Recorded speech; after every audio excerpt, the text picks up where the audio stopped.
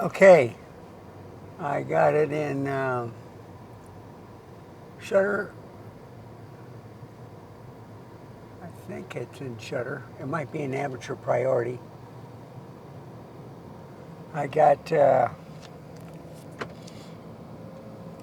shutter angle on, okay? It overheated during the middle of the day when it was hot. It was only about 77 degrees, but I got 18 minutes and 15 seconds on it before it shut down. It did save the file, okay? 2, and I'm hoping it's on car. I'll find out shortly. Yeah, it's on car. 2, this is the golden hour, okay? And I'm trying to see how this lens performs at night. I see a focus breathing. I may have to change it to manual focus, okay? This is part of the testing.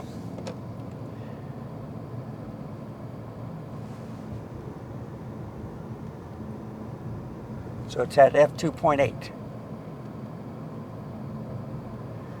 I'm going to be looking at the flaring. I'm going to be looking at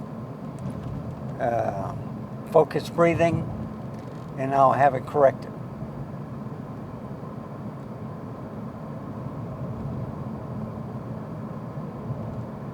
Now, I'm not pointing it down.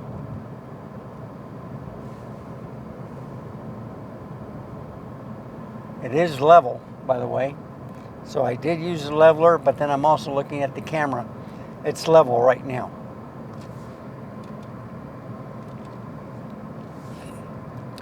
Going about 42. Speed up to 45.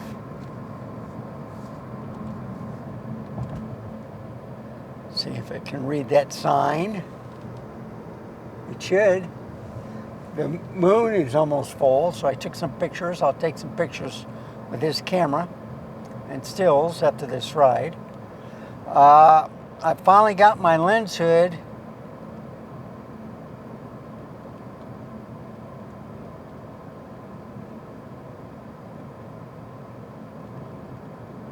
good. Stop those guys. Finally got my lens hood.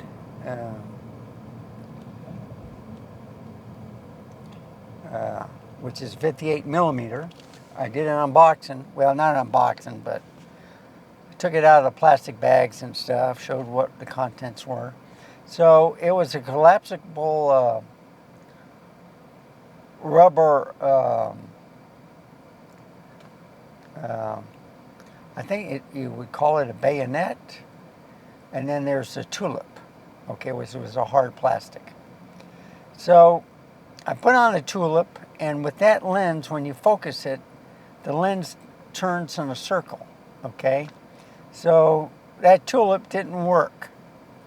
So I took it off, and I put on the rubber collapsible bayonet, and when it focused and the lens turned, it didn't matter.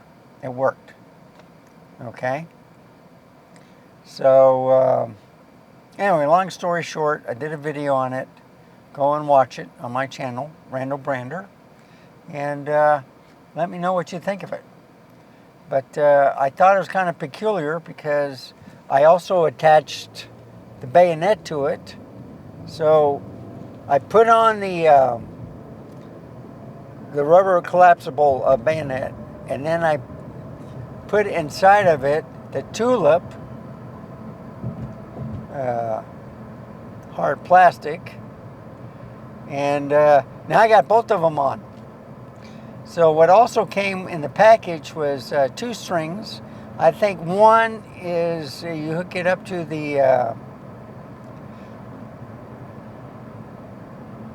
I don't know, to the lens, to the camera. I don't know. The other one was just a string. No instructions. It did come with a pop-out thing where you would scan with your camera, and it was like an advertisement for Instagram, you know, about the company. That's all it was. Nothing special. And then, of course, I got an extra front lens cap. So I was wondering where my candy store, the Camera Exchange Incorporated, got the lens cap. And apparently it's a company called Cam Kix, Camkix. And I think that guy's going to turn, but I'm going to wait till he leaves because he's taking both lanes.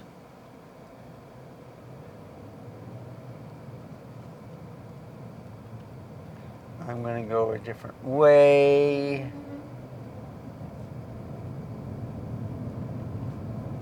I'm going to go through 2 railroad tracks where the road is real rough. And we're going to take a look at it. I'll be driving to New Braunfels, and I will see if this camera overheats. I have the fan set to high, okay? But that's why I'm using the Rode Wireless Go mic, because I did not hear it at all on my afternoon drive, okay? Tonight I'll take some moon shots, like I always do. That's part of the test. See how well it performs. And then tomorrow it's the Botanical Gardens, and I'm going to be taking a lot of pictures.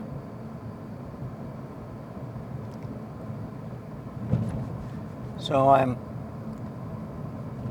got new shocks. They're back at 36 degrees. All right, the tire pressure. So in the heat of the day, they all went up to 37. So I thought the mechanics overinflated my tires. They didn't. It's the heat. So it went all the way up to 39, and that kind of scared me. So I was thinking of doing it at 35, but you don't want to underflate it either on your tires. So the car manufacturers said that it's supposed to be 36 psi. Put it there. But this road is rough. This one right here. A lot of trucks, 2 railroad tracks. And it's level. But it's rough. And I got it on comfort. Now, I'm also going to take a look at, see if it does anything.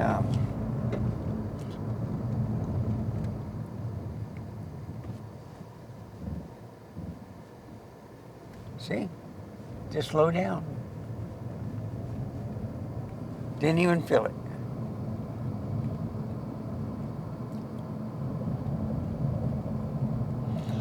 So there was this German friend that came over and visited his Texas friend. And he was asking about the different road signs, because they look different from ones that he sees in Europe. And the Texas guy was talking about railroad tracks and yield signs, stop signs. So the shapes were about the same, the colors were about the same, just different wording, okay? So he saw a road sign that he didn't see before, and he asked the Texan, "What's that?" And they ran over a speed bump going at 100 miles an hour. And he said, "Oh, that's for the speed bump. It lets you know that you're supposed to have traffic slow down when you see it. But us Texans, we don't do that." So the German thought a little bit, and he says, "Then why do they put it up?" Welcome to Texas. Okay, you see? So this is what I'm looking at. If it's a little flaring or it's focus breathing, I'm going to have to do something with that. Okay? So, let me press. See, it can't see anything. It's not enough light.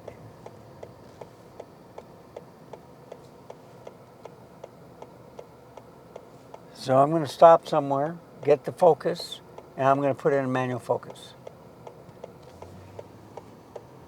You have something? Now it's focusing a little bit. But you see, it's focused breathing.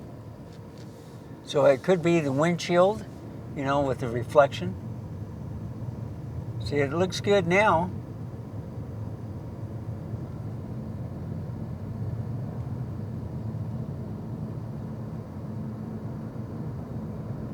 But it may not be perfect. All right?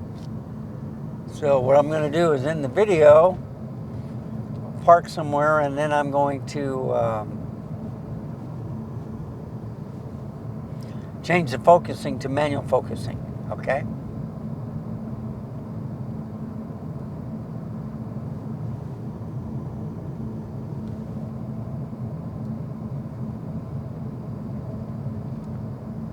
Well, you get a little sightseeing on this road. And you have to watch out for deer.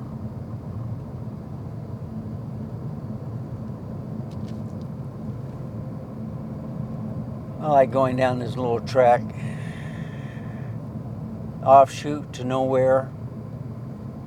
This is Nacogdoches Loop. And you see, you get a little bit of the sunset. Of course, it's over now. It's almost, it's 8:25. So I'm going to go to my vet's parking lot.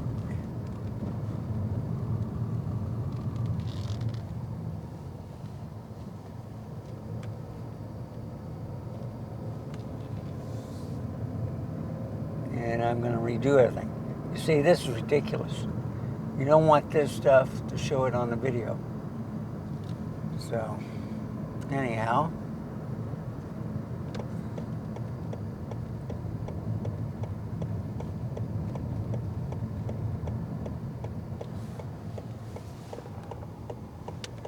And I hope, yeah, this is the parking space.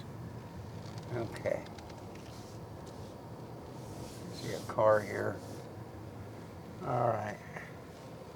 I'm going to park. And I'm going to fix the lens. So thank you for watching. Remember, stay safe, keep smiling, and I'll see you next time. Bye, folks. Have a wonderful day.